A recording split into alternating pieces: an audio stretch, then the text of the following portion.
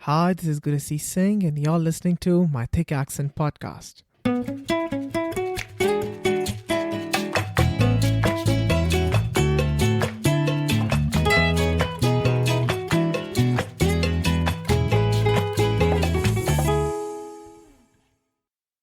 So, if you are a regular listener of my Thick Accent, you know that we break stereotypes here and celebrate the diverse journeys of immigrants. And today, I'm excited to introduce someone who's a trailblazer in the world of talent acquisition and career development. Despite her unconventional path, she has made a remarkable impact, challenging perceptions and embracing variety roles over her decade long career in Canada. With two bachelor's degrees, one in performing arts and the other in computer applications, she defied expectations to carve out a successful career in recruitment. Join us as we explore her journey from navigating life in a new country to challenging stereotypes associated with her appearance. She will share insights on understanding personal value and seizing opportunities, offering inspiration to listeners embarking on their own immigrant journeys. Get ready for an engaging conversation that celebrates resilience, growth, and the pursuit of passion. Please welcome Dhara Majmundar. Thank you, Gracias. Thank you, Dhara, for joining us today. I think I am actually recording after almost 5 months. I feel like I'm doing it all over again. So I'm really excited for this conversation. Yeah, Same here. I'm also quite excited to be here and thank you for having me on your podcast. absolutely. So Dhara, on my this season two, I'm trying to turn up the fun factor a little bit. So I'll start by asking you some fun questions. Okay. Mhm. So my first question is, what's your go-to breakfast? Wow. Thepla. Okay. I'm not sure if listeners are Gujarati, if you are aware, that's that's what I like to have in my breakfast. I try to make sure that I prepare theplas Hmm. beforehand during weekend so that whenever Okay. I'm working, I have my things ready. So it's like an everyday thing. You do that. As much as I can, yes. Okay, okay. And I also read somewhere that you are 85% vegan and 15% vegetarian. Tell me the story behind that. What's that? Well, that's actually a story. So in 2012, one of my best friends got cancer, and since then I become very conscious about diet and lifestyle, and I learned that lots of illness comes from wrong diet. And since Absolutely. then, I really wanted to become vegan. I did adopt a lot of organic stuff, but I couldn't be completely vegan. Hmm. During pandemic, I actually got a chance to experiment with various recipes. I was also financially a little more capable to have vegan milk and stuff Okay. like that. So during that time, I switch over my whole diet to vegan. Hmm. However, I find that it's very difficult to be 100% vegan because Hmm. I do go out, I do meet other people, even company outings. I don't want to become a burden because I'm a Hmm. vegetarian, and that's already a problem for so many. Uh, they have to change venues and menus just to accommodate me. So that's Hmm. why I decided that whatever is under my control, which is almost 85% of my diet, so I keep Hmm. it vegan. But when I go out, I stay vegetarian. So I try not to trouble others, but try to pay my bit as much as possible. I love that, and I don't think you usually come across these kind of vegans, who are again like you have the 15% margin in their diets because usually people are extremely strict, right? I have to have a certain kind of milk, the organic stuff, the vegan stuff, no cheese. So I think I had some friends like back in the day when I was studying. I think they guys were very particular, and I remember switching restaurants and switching drinks and places. I think sometimes I couldn't even invite them to my house because you know how the Indian food sometimes does involve the dairy products in it. So yeah, so I'm really glad that you are not that particular about things, but still obviously making sure that you eat healthy and take care of yourself. So yeah, that's amazing. Mhm. Yeah. All right. So my second question is, tell us about like a favorite song or a dialogue or a movie that you really love, and tell us like why it's significant to you. Um, Song, I would say Gardish mein hota re na ghabrana pyare. That's kind of my Okay. song. I try to remember it whenever I feel low and whenever I want to motivate myself. Um, in terms of movie, well, there are quite a few, but I think since I've seen Chakde India Hmm. with Shah Rukh Khan and Girls Team, um, since that day it has become my one of the most favorite because Hmm. I do carry the whole emotions of all the girls that were in the team, especially during the scene when all the girls get together, they become a team, finally become a team, Hmm. forget their own differences, and then beat all those guys. I wish I could Absolutely. do that in my real life. Yeah. No, it is indeed an amazing movie, and I think most of the Indians do have that emotion attached to the movie, and yeah, it's an incredible movie. You must watch it if you haven't. For sure. All right. So my next question is that if you had to teach like one phrase or something in your mother tongue to us, what would it be, and what does it mean? Oh, that's a tough one. In my mother tongue, I would say Javade. I would say Javade. Okay. What does Javade it is mean? like, let it go. That's okay. Okay. Okay. Be, so be it. So Ah, just so be it. I like that. yeah, Javade. That's how you say yeah, it? Okay. yeah, Javade. Yeah. Interesting. And lastly, if you could teleport back to a particular place from your home country or anywhere for a day, what would you do and where would you go?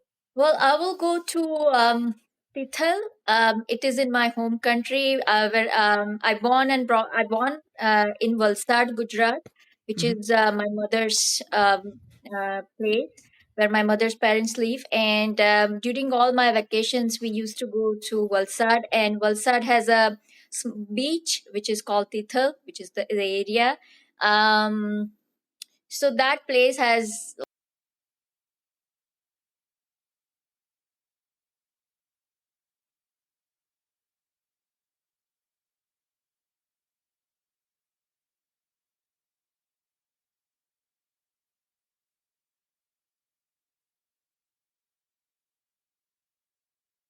And I think I could manifest my dream just because I used to go to Tithal so much in my Hmm. childhood. So whenever I get a chance, I'll like to visit that place again. Wow, that's beautiful, And then again, bringing in that manifestation part of it, and now you live next to water body, so that's amazing. But speaking of your time in Gujarat, let me take you back to the time you spent there. Tell us a little bit about your formative years and how was it like just growing up there. Well, I must say that I've changed 5 to 10 schools. Still, I was in third till I was in fourth standard because my parents had to move my father's jobs. My mother was working as well, and most of the times I was living with my grandparents. So I was Hmm. very close to my mother's parents and my father's parents as well. Okay. Actually, till I was 3 years old. So when I was 6 or 8 months old, my mother left me with my grandmother, and then she came back to take me when I was 3 years old. I was Okay. not ready to even recognize her. I didn't want to go with her. But yeah, I was very close to my grandparents during vacations. I used to go to Valsad a lot. Mostly, I after fourth standard, I mostly brought up in Baroda, so that was Hmm. there. And it was a steady life. My schooling, my university, everything was there. And then I was working in Ahmedabad, which was like a nearby city from Baroda for 7 years. So I was in the same vicinity as such. Um, but it was a hectic life. It was a hectic childhood in terms of my mother was very ambitious about me, so she used to push me not only to study but to take part in the extracurricular activities. So Okay. I was always learning dance and taking part in um, debate competitions and drama competitions and studying and exams. So I used to be that child who was kind of ahead in the game by all means. Um, very less friends, not much outgoing, but always living with family, my cousins. I had a younger brother, so I kind of took care of him like a child. As I was mentioned to you earlier, I was five Mhm. years old. He was 6 months old, so I was a perfect elder sister for him. So my life was quite looking back, I think my life was quite rich in the sense that we didn't have a lot of money or we didn't have a lot of resources, but we had a lot of people around, Hmm. surrounded by family, surrounded by elders, surrounded by Rich with cousins, love. with love, right? Yeah. So really, we have we had very little, maybe one toffee, and we used to, share with brother and Hmm. sister. But it was so much fun. Today we have so much, but I sometimes feel that we don't have to share those things with people around. So, yeah, I think I'm blessed. I had a good childhood. Lot of learning, lot of work, and lot of dreams to grow up Hmm. and do something good. Yeah, you also mentioned that changing schools, like 5 to 10 schools. I mean, I don't think so. I have changed so many. I think I've changed maybe like two schools in my life, and I think I was able to like at least have like a bunch of friends whom I can call like my school friends. So did you have any that sort of situation where, or did you like not have that situation because you were changing so many schools and not having enough friends because of that? Um, I I didn't have many friends when I was living with my parents' house. I actually had friends near my grandparents' house. So I Hmm. think that way I felt the stability because whenever I'm going there, I had my friends intact. But near when I was with my parents, Hmm. Okay. I never had many friends. I didn't go out much. Always in house, always studying, always with family. So it didn't actually occur to me as well. Hmm. Okay. And what was like the family dynamic like? Was the focus more on like studies, get the job, or was it like maybe your family was into business? How was that like? Yeah, study, work, Okay. get a Hmm. job. My mother was kind of a strict mother. I always thought that, why I have such a strict mother. Others mothers are so loving and caring. But after I left my house and after I started working on my own, I realized that I'm able to manage my life all by myself just because Hmm. I've been trained so well, just because I'm sure. Yeah. I was not pampered. I had to do my things. I have to take care of my stuff on my own. So definitely there was always the pressure of you have to do good in whatever you do. So I was doing diploma in dance through from the university since I was in seventh standard. So I was Hmm. studying and working together, studying and dance, learning dance together since seventh. So Hmm. uh, seventh, eighth, ninth, 10th, 11 was my diploma in dance, along with school, along with other activities. And then even in the university, I was doing two bachelors together, one in computer, one in dance. So I kind of never left riding on both horses together. Yeah. No, you definitely were like a studious kid, and I feel like the studies was definitely the focus of the family because you end up doing like two bachelors, one in performing arts, in classical dance, right, and the other one in computer application. So tell me, like, why did you decide to do like these two different, even though I believe you were inclined towards the dancing before, and then you chose the computer applications? Why is that? Yeah. So the same thing, like I have been doing both the things very passionately and studiously since childhood. So I was not clear what exactly I want Hmm. to do. Um, I had a list what I don't want to do, but I was not sure what I actually want to do. So Yeah. that's why I really wanted to pursue both. And then I wanted to see how I want to navigate my path. And but one thing was sure that I'll always keep both the elements together. It's just a matter of how I manage them. So maybe Hmm. prioritize how to prioritize them. But I really didn't want to lose out on any one of them. So that's why I studied. Hmm. And computers. I think when I was 12th pass out in at that time, computer was quite a boom, and I was quite fascinated about just hearing of what computer can do and what programming can do Yeah. and how technologically things are being advanced. And my dance teacher actually used to say that if you want to progress, if you want to see the progress in dance, you have to progress yourself, because you are Hmm. the career of the dance. Dance cannot progress on its own. If you I are like not that. progressing, Yeah. dance cannot progress. So you have Hmm. to be educated, you have to be ahead in the game, you have to have mindset, then only dance will grow. So I really wanted to pursue that, and I wanted to be the right person who can practice the dance properly. Hmm. I love that. What your teacher said, that you have to grow within. You have to grow within yourself or your knowledge about the subject rather than just the dance or just the subject. I think this can be implied to anything that one do. Like if I take it in my case, I would say like my podcast cannot grow unless I don't teach myself how to grow it. So I think I really love that. I think definitely something, a great takeaway. That listeners can take from it. Um, but I also want to, before I get into your transition into Canada, tell me something about the city of Baroda that people might not know about. Well, city of Baroda is like also called Sanskari Nagri. So I'm not sure if many people know about it, but it's very cultured city. Um, Hmm. and I'm not sure if you're not Gujarati, maybe you don't understand. But people who understand Gujarati language, they know that um, our language is very pure, very um, bookish, or very Okay. technically correct. Whereas you don't see the same purity of the language in other parts of the Gujarat. So we are very Hmm. cultured city, very learned. You will see people very learned and more progressive than if you see people from other parts of Gujarat.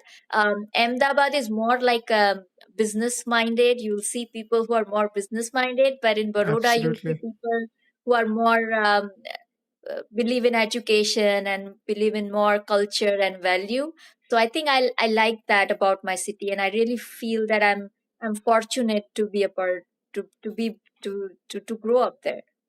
Very, very interesting. I did not know that. So thank you for sharing that with me. So, you were also telling me, Dhara, that, your mother actually told you that you should leave India and continue your life maybe somewhere in abroad. And it was also because your brother is in the US. But why did you think your mother told you to do that? Um, so she was a very ambitious person, and she couldn't pursue a lot of her dreams. And one Okay. of her dreams was to go abroad because her elder Hmm. brother was there. But for whatever family reason, she couldn't do it. So I think she really um trained me in a way that she would see me doing things that she couldn't do. I hated her for that because I didn't want to, because I had my own Okay. ideologies. I never believe in going out. Hmm. I used to feel that I'm being dishonest with my country if I go out, Okay. because my country has contributed in me. My country used resources, my teachers. It's my job to get trained and now serve my country. When Hmm. time comes, how can I just leave and how can I just go somewhere else? So for Hmm. me, it, the whole idea was disaster. But I also didn't want to disappoint my family, and I also wanted to grow. I also wanted to learn. And so I think my mother won the battle kind of, and then I finally got convinced that if I'll go out, I'll be able to progress much better. Hmm. And Canada somehow worked out socially, economically. Okay. Um, yeah. So how was the process for you like? Was it like lengthy? Did it like happen quickly? How was it like? Um, It was actually 1 or 2 years process. So 1 year was kind of Okay. brainstorming to actually figure out, how we are going to pay the fees. To tell you the truth, I'm coming from middle class family. We didn't have that kind of funding. But my brother was there, so he had some saving. I had some saving, and my father was going to retire, so he actually gave a big chunk of his retirement fund to me, and that's how Hmm. we kind of manage and then in 1 year we had those thought process, and the next year I applied and I got the admission. And then I came here. Yeah. It's fascinating, how people really put all their savings and everything they can to send people abroad, to send their children abroad. And I think this sort of emotion I feel like only us immigrants can really understand. And you even if you try to, you can't articulate to the native people. And by that I meant like in terms of getting the jobs, right? We don't get the desired jobs, we don't get the desired things we want to do, or how important it is for us to have that certain opportunity. I did go through that experience. So before coming to Canada, I went to US for 6 months, and I Mhm. was working there as an office assistant because I was studying as well. And one of You went for the your PhD, right? I went there for my PhD in dance. Yeah. And one of my colleagues, or she was a manager there, she born and brought up in the US. And one day she asked me that, why did you come to the US? Why Hmm. do you have to go through all these troubles and struggles and working so hard? I said at that time, I said, well, US is the land of opportunities. And she said, Yeah. but don't you think that you have more opportunities back home? Because US is Hmm. an already developed country, whereas you are a developing country. So you have more opportunities and you can contribute better in your country. Hmm. Um, at that time, I didn't have answer, but I totally understand how they think and feel. But I'm pretty sure if they would have born and brought up in a third world country, they would have done the same that we have done, because there are good reasons. Today, I can convince somebody if they ask me this question, but I totally agree with you that they don't get it because they have not Yeah. gone through those struggles. Yeah, but you really have to, if you really have to answer this question, because sometimes this question is thrown at me also, that you have like this life in India. Like I recently went to India, also visited my family, I attended a wedding and they saw a few pictures. I said, oh, you have such amazing family and this and that, that why are you even planning, or why are you even thinking of coming back to Canada, and I honestly could not have the best answer to that. But what I could say is, I know maybe my heart and my family might be in India, but I know that my growth is in Canada. I know Mhm. that. So that's why I know that my professional growth, my personal growth is in Canada. And I'll be able to do that only through the resources that Canada can provide me. Not only limited to Canada, maybe anywhere abroad can provide me, any foreign country can provide me, which I might not get in India. But how would you answer that, Dhara? Yeah, so I've gone through a lot of debates with some of my friends and internal Hmm. dialogues. So today I've come to a conclusion that it's all about mindset. So it's not that Hmm. India doesn't have resource. It's not that India doesn't have opportunities, but India Yeah, doesn't have the mindset, a developed mindset that North American countries have. So absolutely. I think I have come here, or I think that everybody who knowingly or unknowingly come here because they are seeking the different mindset. Hmm. Somewhere along the line, our Indian mindset is conservative, and is not allowing us to progress fully, totally, completely as a human Hmm. being, as a professional, as a society person that this country would allow you. So I think Yeah, we have lots of mental blocks. We have lots of taboos. We are quite developed in one way, but we are still quite underdeveloped in many other ways in terms of absolutely. mental development. So many Hmm. people still have the mindset of 18th century. I'm not Hmm. saying that this is the ideal, North America is the ideal world and we do Of not have course. those setbacks. We do, but the overall framework does support the advancement, the progressive mindset, whereas our society doesn't much allow that. You have to be literally a rebellion if you have actually Hmm. want to do something going against the society, which is very easy here because Hmm. it's part of it. So I think that's the reason why we all get attracted, and then we all find out different reasons. But I think that's the core idea behind it. Absolutely. I totally agree with you. But at the same time, I'll say to each is to their own, whatever works for you, whatever country works for you, whatever place, city works for you, please go ahead and continue with that. moving on to your journey, tell me about your first day in Canada. And I think you told me you came in 2014, right? But tell me about your first day when you landed. How was that like? Or what were like your initial thoughts or emotions? Yeah. Well, I was excited, and I was not afraid or worried per se because I already been to US once, so I think that was the first time when I actually went out of my country. And Mm. that time I was quite afraid. I was worried. I was very conscious. Even on the airport, Mhm. I was so conscious that the one of the security guards came and asked me, "Are you going for the first time?" I said, "Yes, sir." So I because I've never been out of my home all by Yeah. myself.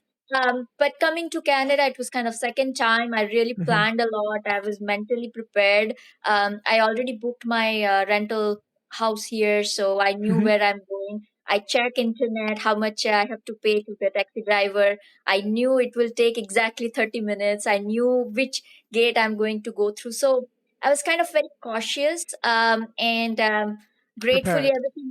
everything worked out as per the plan. And um, however, when I came here, it was a compromise because Mhm. everything in Canada was a compromise for me. I wanted to do PhD, and now I'm doing PG diploma. I Mhm. lived in a downtown area in Philadelphia, and now I'm living in South Etobicoke. So for me, it was Mm. all a compromise, but I wanted to be. Um, I wanted to remember that why I have come here. Mhm. But all in all, like I settled in half a day. I already had all the addresses where I will find how to start my phone and how to Okay. get the same grocery. So I came with all those lists and all those addresses. I walked by and I did certain things. And by evening, I was gone. I fell Mhm. asleep and I didn't remember what happened till next morning. Okay. And so your college started like immediately, or was it like maybe some days were there in between? I think after 2 weeks, my college started. Okay, you had 2 weeks. Okay, that's I think enough time to adjust, get your SIN number, get acquainted with the grocery stores and the neighborhood. So that's enough. Um, so during your college time, when you were as a student, you decided to also get a cashier job. You were telling me, right? And you chose that job over the call center job, which you also got. And you were telling me that that's because you wanted to fight this inner dialogue of loneliness and the conversation that you were having with yourself and the emotions that are kind of like coming towards you. You're not in the best state, and that's why you chose to do the cashier job. And it was also, I believe, you were telling me the opportunity to get a little bit of assimilated within the Canadian culture, right? And you also end up doing it for 5 years. So tell me, the mindset behind that and why that job over the call center one, and how was it that like for you as a student in Canada? For sure. So I'm maybe kind of a method person. I like to learn about everything before I actually apply. So I Mm-hmm. didn't want to uh, call center job was an office job, talking to Mm-hmm. people over the phone. Now that is something I've already practiced back home. Mm-hmm. But working in a store was, I don't know why, fascinating to me because I've never worked in Mm-hmm. a store. I've never been a cashier. So I really thought that this is something new. I can push my boundaries. I can be a little more uncomfortable doing it Mm-hmm. because I've never been on that side. Yeah. Also, I wanted to learn about the Canadian society from the grassroots level, not Mm-hmm. what happens in the offices under a controlled environment. I really wanted to learn how these people are, how they think, what they do, and especially grocery store. Like I started cooking here, and then half the items in a grocery store I had no idea what it is. How do you use it? Just like all of us, yeah. It was Yeah. such a mystery. So I thought if I go work in a grocery store, I will learn about all this item. I will learn how people live here, what they do. And my store manager even told me that, talk to people. So I thought that that's amazing because that's exactly what I want to do. I want to talk to people. I want to improve my language, my communication, and understand the society. So that's why I did that. But um, you are right. The another reason was that to combat the loneliness. Again, I don't Mm-hmm. want to sit in an office cabinet talking to people over the phone and maybe sobbing, behind the Hmm. back. So I really wanted to be in front of the people so that I don't feel lonely. I don't feel like I'm here all by myself. Hmm. Um, so that was kind of a cure for me to face the situation. And along with that, yeah, all those things came in. I continued doing it for 5 years, because they always provided me flexible hours so I could manage the study and work and whatever I wanted to do. Second, it was a steady income. I wanted to pay back my student Hmm. loan, so I didn't want to lose that. I was working all 7 days a week. And again, this learning part, I was actually enjoying that. I was actually talking to people. And being a recruiter, I think it kind of worked out with me. Being a cashier, you talk to people, you learn the culture, and applying that on a forefront. And at the same time, like I was lonely and I didn't want to Hmm. stay at home, not even for a day, not even during a I'm weekend. sure. Yeah. And I didn't know anybody to go out or have fun. So I instead I choose to work so that I can have that change. I can earn money at the same time. I don't feel like I'm all by myself. Hmm. Love that. I really want to like echo this one thing you said about the mindset initially, where you said that you wanted to do this job because it was something exciting, something new for you. But, at the same time, there are people who will actually see this as a downgrade and not Yeah. really the opportunity to be able to learn something new. So I love that. And I really hope that people really instill that, in themselves, that not seeing all these odd jobs, so to say, that people call it, as a downgrade. In fact, all these jobs really help you definitely understand the other side of the story, and at the same time instill that character in you. It helps you build that character, you know and where you also talked about the variety of things that you see in grocery shops. I kid you not, I think maybe it was almost like 3 years ago. I was in Halifax. I used to work in Walmart, and I was amazed to see the variety of cheese that exists in this world. Oh my god, like I never heard about this cheese called like brie cheese, gouda cheese. I only know like maybe cheddar or Swiss. That's all. Right? Maybe mozzarella. That's all. There were like variety of cheese you come across, and so many, in fact, other items also. And also the fact that Canada is such a diverse place, and you were able to find those items and sauces like from all around the world. That's incredible. So this also kind of like, when you're talking about that, it reminded me, it took me back to the time that I spent in Walmart. And then obviously, you mentioned the loneliness part of it. It's something I think everybody who comes alone, without their family, face this. And this job, or any such job which allows you to go out of your house and assimilate within the culture, and also find that some sort of community that you can belong to, not limited to your own communities, not only the communities that you come from, but just being able to like really understand other side of the stories, and getting into different atmosphere, and being part of different ecosystems that can really help you grow within this new country. And also it helps to navigate the life really easily, rather than doing it all alone, or by yourself. So yeah, I love that. Thank you for sharing all these nuggets. I love them. Once you graduated, you did, I believe, like an 8-month program, and you were on a really time crunch, but you were able to get your permanent residency. I would love for you to, tell our listeners the possibilities that are there, and also the chronologically, that what were you doing, what time was that, how much it took you, how did you prepare yourself, a little bit about that, if you can tell us, to the process of getting that PR. Yeah, for sure. So when I came, I had only 8 months student visa. That's all I had, right? And as we all know, when you have 1 year student visa, you get 1 year work permit. Now, I had 7 years of work experience from back home. I Hmm. had two bachelors. I had a master degree as well. So in terms of getting PR, I was only lagging behind with 1 year's work experience, Canadian work Okay. experience. So that was my kind of aim. So, and it was tough because once you finish your school, you cannot get the job right Immediately, after, yeah. immediately. It takes some time. So I was very diligent in terms of maintaining my timeline. So the day I landed here, I started applying for internships. Mm-hmm. Okay. And I also started applying for part-time jobs wherever it was possible. So it took me 6 months to go through variety of interviews for internship, for part-time jobs as well. And I wanted to make sure that my internship should be done with my program. Now my Mm-hmm. program was so condensed that my other classmates in the second semester, they were actually leaving their part-time jobs just to Okay. fulfill the course requirements because it was so heavy. Mm-hmm. Whereas I was the one who took in the second semester, who started a part-time job and who also started an internship along with the Okay. final semester. And people Wow. used to call me crazy that we are not able to manage one thing. How That come is you're doing? intense.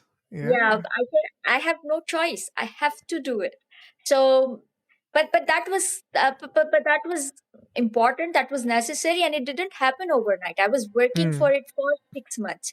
So I Hmm. think so. What I see here that so many students they come, they try to find internship or job after that they finish the program. They Mm-hmm. should start it the day they come here because it Mm-hmm. is going to take time. So Mm-hmm. I think that that's what helped worked in my favor. And then I finished my internship and my program, everything by April. And then I had 1 month, May, I prepared for the IELTS exam. June 15, I graduated officially and I appeared for IELTS exam as well. And then after finishing one internship, I also landed the another internship. So I didn't just Mm-hmm. sit back and say, okay, one internship is over. I don't need to do anything anymore. I really wanted to gain the Canadian experience. And again, I think that helped me as well. So from June and July, I had another internship. I was working for IELTS exam and I had finished my studies and I was looking for job as well. So those 2 months, I did lots of interviews, but I didn't get any job. Hmm. I got my work permit. I applied for work permit in June, and then I got my work permit by I guess in somewhere in August. And in that time, August was the high time for me because now I got the Hmm. work permit. Clock is ticking. I have to have a job Absolutely. because I Yeah. had only 1 year and I need dot 1 year work experience. Hmm. So in the beginning of August or during the same time, actually, I was really tired of applying for jobs and getting rejected. I Mm-hmm. think what went wrong is that everybody was telling me that you will never get a job in Toronto because you are Hmm. an international student. Toronto market is saturated and nobody will hire you. So you should apply to Alberta and Nova Scotia and God knows where. Mm-hmm. Maybe go to small centers and maybe they'll hire you. So I was Okay. always applying everywhere else but Toronto or but nearby my area. And Okay. all I was hearing is that we need local experience. Now I had experience. I had two internship. Um, but it was not local to Alberta or somewhere else. So I was Hmm. really tired, and I said, if you all need local experience, then my local experience is here. My local Hmm. experience is from Toronto. So one day I sit and I made a list of all the staffing agencies in Toronto near my area, especially, and I sent a cold email containing my resume to all of them. And Hmm. it was, I don't know, maybe 150, 200. I even don't Oh remember the wow. count, but I made I really make sure that I reach out to everyone, and regardless of their hiring or not hiring, I Mm-hmm. just sent out my resume and cover letter. Gratefully, by end of August, I got one message, and they said that we would like to have a call with you. So we had a chat.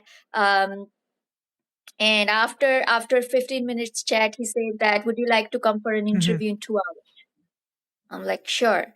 And I run for that interview in 2 hours. And he was literally checking how passionate I am. Because if you Yeah. ask somebody to come for interview in 2 hours, maybe they would say, oh no, I'm They might busy, I not. can't Yeah. come. They may not. But I said yes. And when I went there for the interview, I think according to him, I answered all his questions, whatever experience he was looking for, I answered that. It was a very small company.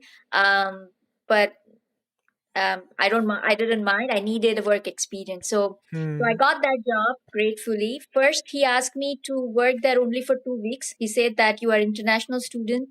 Okay. I don't know if you know how to work in Canada. I'll hire Oh. you only for 2 weeks. and I'm not going to give you any training, because I don't know, people take my training and then they don't work out, so I'm tired of it. So Okay. I'll hire you for 2 weeks. If you can do some magic, and if you prove yourself, I'll train you, and then I'll continue with you. What So was that position? that was a recruiter's job in a staffing Okay. firm. Yeah. Okay. um, and but it was a 360 desk, because they didn't have many contracts as well, so I have to Okay. find employers who would have job requirements, and I also have to find candidates to fill in Got those it. jobs. Oh, wow. Yeah, and he was not even looking at me. There was no other staff members in the company. But I had a job coach. I think she was very helpful. She used to tell me what to do, how to do, and that way, gratefully, in the very first week, I got one client, first client. They finalized the deal, and second week he said, "You are in," and rest is the history. It was a very fruitful Absolutely. work experience. So that's how I got this job, and I worked there for not 1 year. And whatever money I earned, because by that end of 1 year, I already had enough points to apply for PR. Considering my education, my experience, my previous experience and education. But again, I had to stay in Canada, because after 1 year, my work permit was over. Yeah. So I applied for another PG diploma for 1 year, and then during that time I applied for my PR. So it took me 6 months to go through that, um, to have my file picked up in the express entry, and six Yeah. months that my file got processed. And during that time, I was studying, I was doing part time job, I was also doing 10 hours at my full time job. Gratefully, they kind of accommodated me, and yeah, by 2017 May, I got the PR approval. By August 2017, I got my PR finally. Wow, what a journey. When you talked about like my work permit was left for just 1 month, it gives me PTSD because it happened with me also.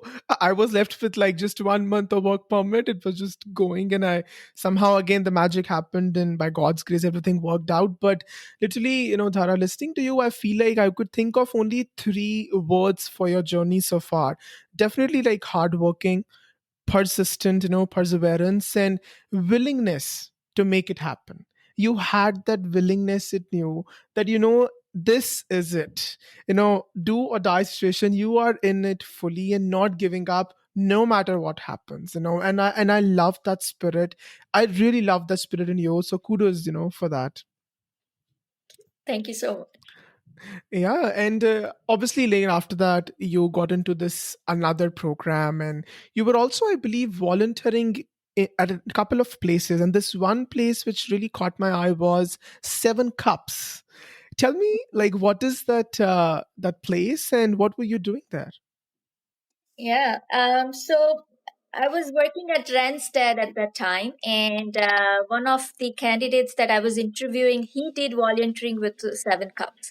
So I was Okay. curious, and I asked him, "What is it, and what do you do there?" And he told me that it's all about helping people with their mental health. It's Hmm. not talking to anybody, but it's like providing support by chat. And you are basically a listener. So whenever somebody Hmm. has a mental health issue, when you are lonely and you have nobody to go out and talk to, you can go to Hmm. Seven Cup website. You can have your own Okay. account, which could be anonymous. A listener is also an anonymous. There are tons of volunteers, and they just Hmm. have to be there and listen. And Okay. I thought that this is really interesting. A, you are helping somebody. B, you are not revealing anybody's identity. So, you are safe and secure that way. And most importantly, I had a selfish goal behind it, because in my personality, I feel that I talk a lot. I really need to learn how to listen more. And I think this would be a good opportunity just to listen and not judge Hmm. anybody, and not give your opinion. So that's why I joined that program as a listener. I volunteered there for a few months. And they do provide you training as well. They do provide you feedback. So I think it's a good program, and I did lots of different volunteering work, but I think that was one of the um, very specific experience. Yeah, that's what caught my eye. And is this something that anybody can really go and join them, or are there like certain qualifications that one has to have? No qualification. They'll provide you trainings and guidelines, so Okay. you have to follow their guidelines very strictly. I think they do keep a very close eye as to what you do, because if you are a listener, you cannot judge them. But Hmm. it's free for all. Anybody can become a listener. Anybody can share their stuff. So literally no qualification required of that. Love that, and if any of our listeners is interested, check them out, why not? Dhara, so you are currently a senior IT recruiter at Johnson Service Group. So you as a recruiter, who is doing headhunting, talking to tons of international students, employers as well. What are maybe the three things, or maybe as many you want to just share? What are the three things or five things that you would like to share for the current graduates or somebody who's just looking for a job that they can do to actually get the opportunities they need? List could be, yeah, more than three, but I think uh, internship is very important, even if it looks like it goes without saying. But unfortunately, I have come across so many international students who would try to avoid internship. They say that I don't have to do it because my program doesn't require. You should still do it, Hmm. because that's the Okay. way you gain your work experience. If you don't do Absolutely. internship and then you say that, oh, they require experience or they need Canadian exposure, and I don't have any, but you Hmm. missed out on that opportunity. In fact, you should keep on doing two, three, four internships till you don't get the full time job. So utilize that time. So I think internship is so important that we don't understand the power of it, but that's your avenue to get that experience. Hmm. Second is volunteer work. Again, I have seen so many international students and immigrants saying that Canada is not my country. This Hmm. is not my society. Why do I work for Okay. free for them? I have my Hmm. own problems. My community is different. Okay, but now you're part of this country. Now you're part Yeah. of this community. We need to understand that India has its own problems and issues. Canada has its own problems and issues. Even if Yeah. Canadian born and brought ups are not part of our community, now you are part of their community as well. So Absolutely. unless Yeah. and until you don't understand them, how would you gel up with them? How would you become a part of this country? You cannot say that I'll stay aloof, I'll only work, I'll only earn money, and I'll only have good parts of this society. I will not Hmm. even bother to learn or understand what's wrong here. I think that whole mindset needs to be changed. In fact, by doing volunteering, you are not obliging them; you are obliging yourself. Because volunteering, you are, 100%. you are you are learning something new. You are getting Canadian exposure. You get a chance to do the networking, and you never know. Today you are volunteering somewhere. Tomorrow they might hire you for something, right? Yeah. You need references. So volunteering, especially in this country, is way more important than we think it would be. It's not just a free work for some other community. It's actually your own help, for your own help and support. And third is, I think, networking, which again could be very scary in the beginning, right? Hmm. You don't know what should I do in the networking. I so many candidates, students, they ask me, but I'm shy. I don't know anybody. How to do Hmm. networking? Well, to tell you the truth, I was the same. I was new to the country. I didn't even know the etiquettes. I couldn't even eat with the fork and then the knife, Hmm. right? I Okay. didn't know how to do networking. My language was not that fluent. But I think what I did was that my professor used to push us to go to HRPA events because we were studying HR management. So they forced us to become part of HR professional. And then I used to attend a lot of those events. Initially, all I used to do is dress up well professionally, and sit at a place where somebody's smiling at me, and I used to smile and I used to look at everybody, just being Hmm. comfortable, not doing any dialogue or not trying to participate into anything, just being there, just having that proper attire, just feeling the ambience.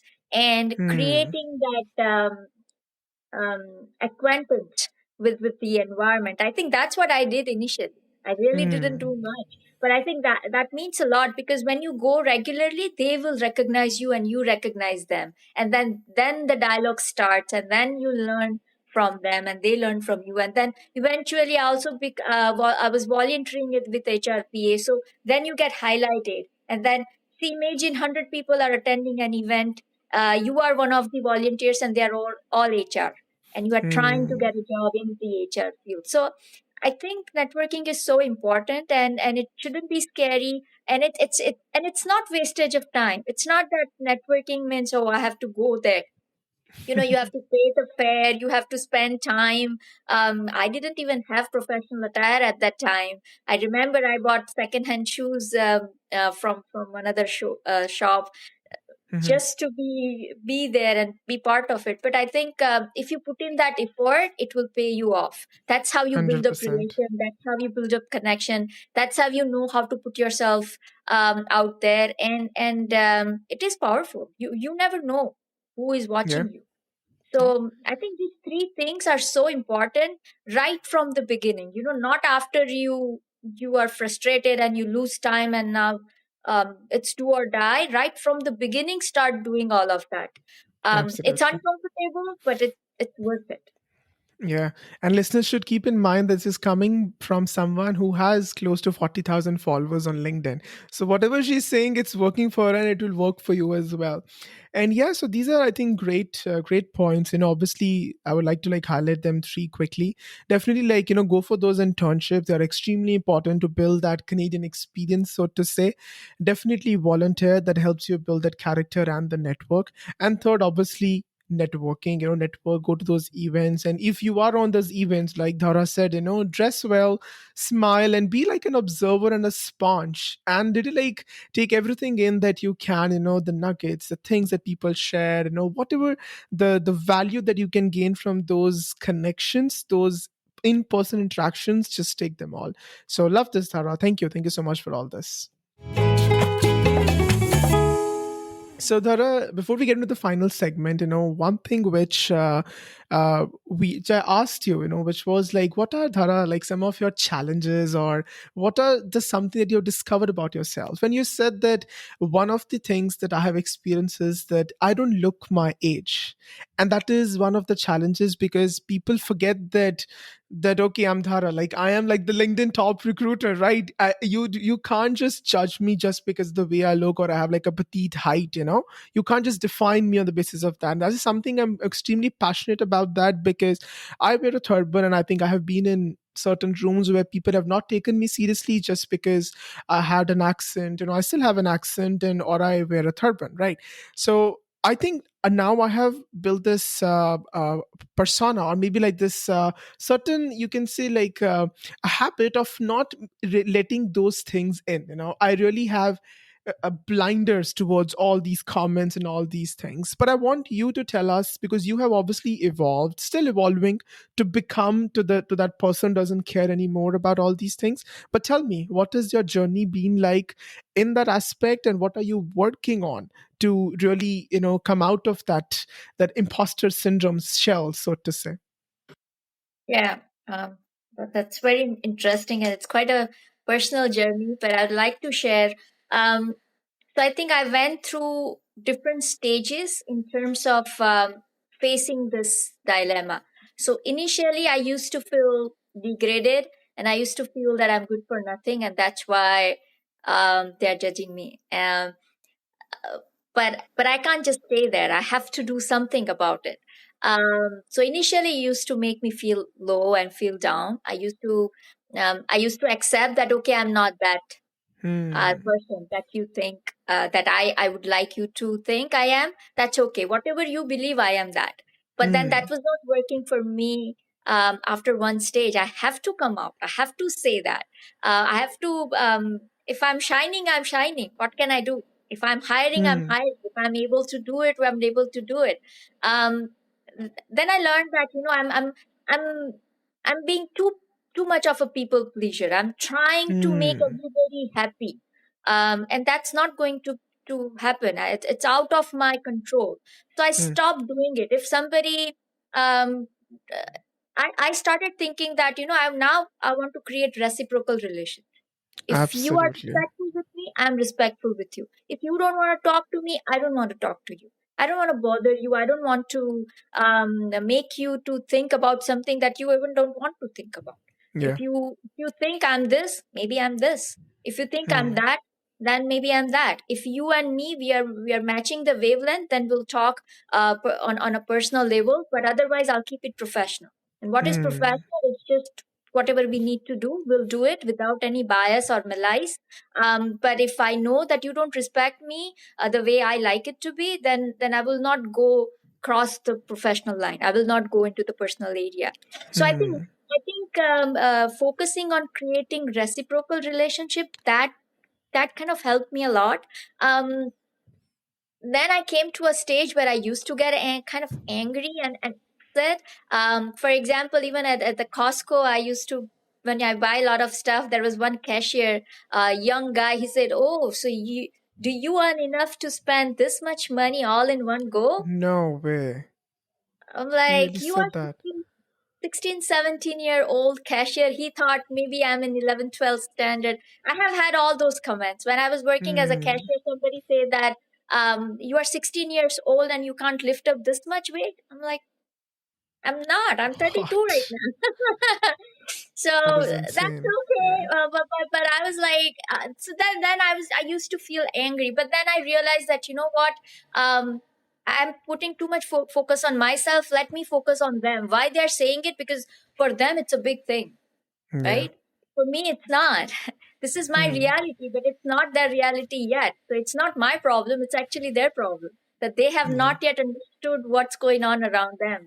Yeah. So I started being okay with that. I started being thinking that it's their perception, and their perception is not shaping up my life.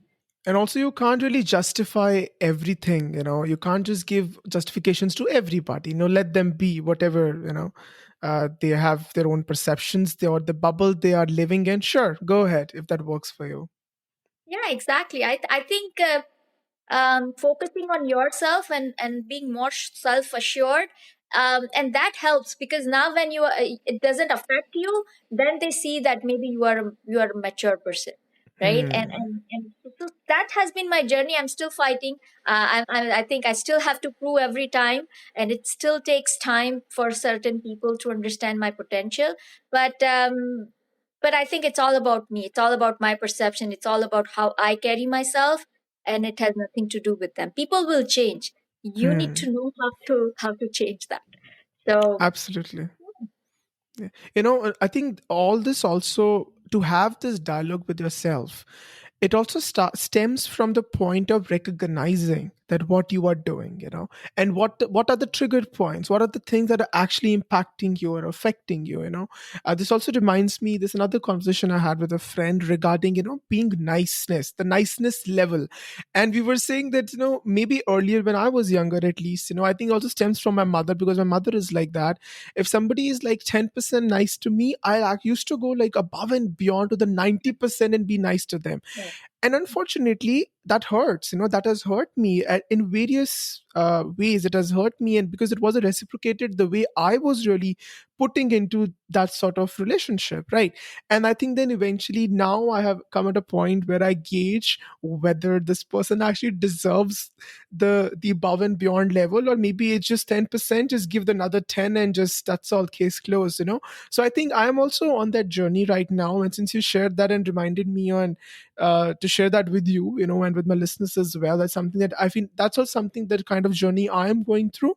And I'm hoping to really build those boundaries wherever they are necessary. Yeah. yeah, 100%. All right, this is been such an amazing topic, and I think I'm loving this conversation so much. But I think I'll move on beyond that, and we'll get into the final segment. But before that, Dhara, I have included this another segment in my season 2, which is called Know Your Host, where I give my guests an opportunity to ask me any questions they might have. Oh my gosh. Um, I like to know how much have you traveled? across Canada, outside Canada. Hmm. That's a very interesting question. Uh, Actually, I'll tell you, I haven't really traveled enough up until my 20 to 23 years, when I came to Canada. That was my first time ever coming, literally like outside of my city. And after coming to Canada, I would say I have lived in various cities. Like I've lived in Montreal, I've lived in Halifax as well. And after that, I think I was so much, or I would say, like during my initial 3 4 years, that I was so much consumed by the whole immigration process and just trying to make a living, and just living like paycheck to paycheck and just somehow being able to pay my dues and being also able to feed myself and trying to bring in this fun, whatever I can, what was in my capacity back then. So first 3 4 years literally went by like that, and after that, I would say it was last year when, for the first time, I was actually able to travel. You can call it like a vacation. I was actually able to travel the cities which I always wanted to visit. Like I went to New York for the first time last year. It was my first time, and it was magical. It was so overwhelming also, but so beautiful also to stand in that Times Square, which you have seen all your life in movies. And then I also went to Toronto. And you'll say that Toronto is not that far, you haven't been there, everything, but literally I haven't. I came in 2018. I remember I had my cousin and his wife, whom I visited back in 2018, and I lived with them for like 4 years. But I kid you not, I have no recollection of those 4 days. I literally don't, because I feel like I was still trying to process that. Have I really moved abroad? Have I really come to Canada? Am I not living in my house anymore? I was still trying to process, and I think it was my second week in Canada when I visited my cousin there. So yeah, I would say I haven't traveled a lot, but I aim to do that a lot in the coming years. But I'll tell you one more thing, that because since I've started this podcast, which was in 2022, September was my first episode, and I've been recording like an year before that. I would say through this podcast and through these conversations, I have traveled a lot, because the people I have spoken to, they are from around the world. They have told me about various cities and various countries I never even knew about. For example, I spoke to somebody from Bulgaria, or somebody from Czech Republic, somebody from Costa Rica, somebody who is currently in Egypt, somebody. I'm going to speak to somebody who is currently living in Brussels, I believe. That's what the city is called. I can't recall. But yeah, being able to have these conversations and learn about those cities is incredible. So, not physically, but I would say through these conversations, I have traveled a lot. Yeah. Amazing, amazing. Yeah. Yeah, no, great question. Thank you for asking that. So now, Dhara, we are in the final segment of the podcast. I call it Beneath the Accent. I'm going to ask a couple of questions. You can answer them in one word or a sentence, or however you feel like. The idea is just to know more about you. So, ready? Yes. So, first is, what advice would you give to Dhara at a younger age, and at what age? I would advise myself when I was 18 years old that do not be afraid of toxic people. Hmm. Okay. Describe a moment when you experienced a significant cultural difference that surprised you in Canada. There were many, but one that when everybody used to ask me in the beginning, "Are you good?" I used to feel, "Of course I'm good. Why do you think I'm not?" Okay. That's like the very initial instinct that comes up. Hey, how are you? Are you good? You're good? Like that. I'd see that. Okay. What's that one dish, Sarah, from your home country that always brings you comfort and nostalgia? Oh, khichdi. That's my most favorite.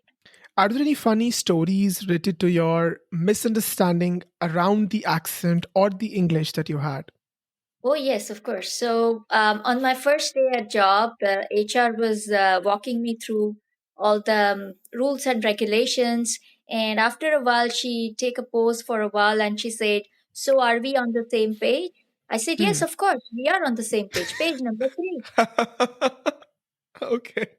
She said that, oh, you're funny. I couldn't understand what was so funny about it. We were on page number three. That is so funny. Okay, I love that.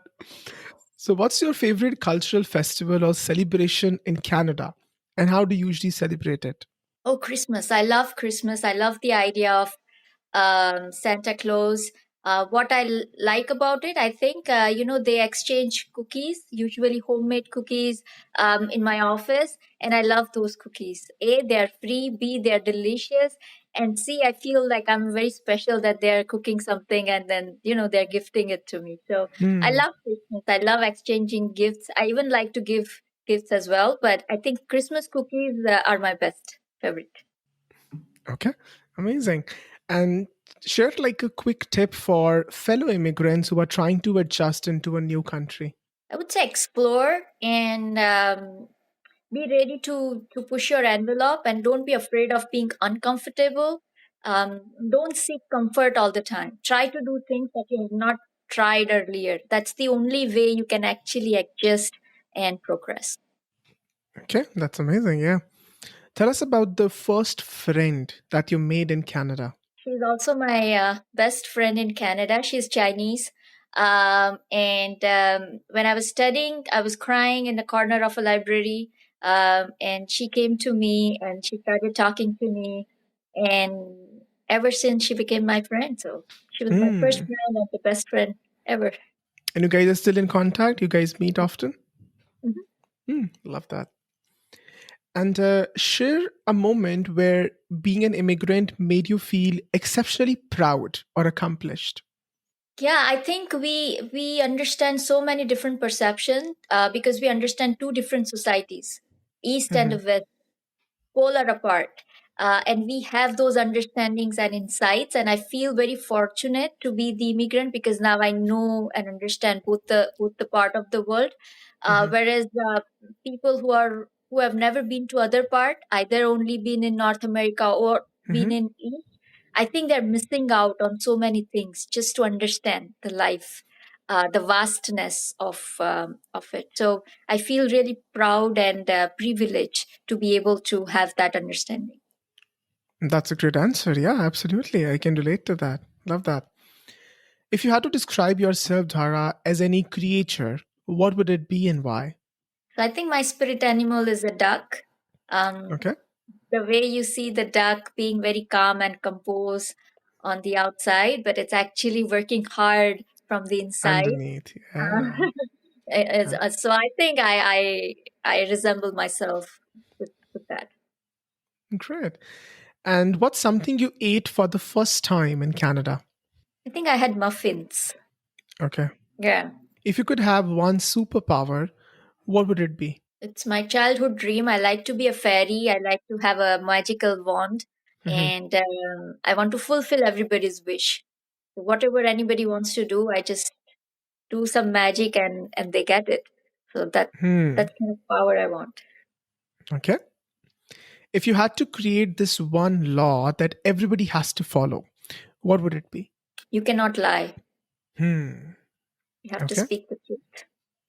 And finally, how would you describe Canada in a word or a sentence? It's multicultural. Okay. And Nadara, if you had to leave one advice for me, what would it be? Reach out to more people. I think more people needs to know who you are and what you do and what kind of person you are. um, I don't know, expand your reach because I think people needs to know you. Even Hmm. more people needs to know you. So do whatever you need to do to reach out to larger audience. Absolutely. That's the aim for sure. And finally, Dhara, how would you describe your experience of being on this podcast? It's very motivational and fulfilling experience because uh, I talked about certain parts of my life and the journey that I never talked to anybody before. So Hmm. I don't know. There was something about it that made me talk about it and again think about it. So very grateful, very happy and fulfilled. Wow, great words. I'm overwhelmed to just listen to what you just said, and thank you so much, Dhara, for your kind words, for being on the podcast and adding value to me and to my listeners. So thank you so much. My pleasure.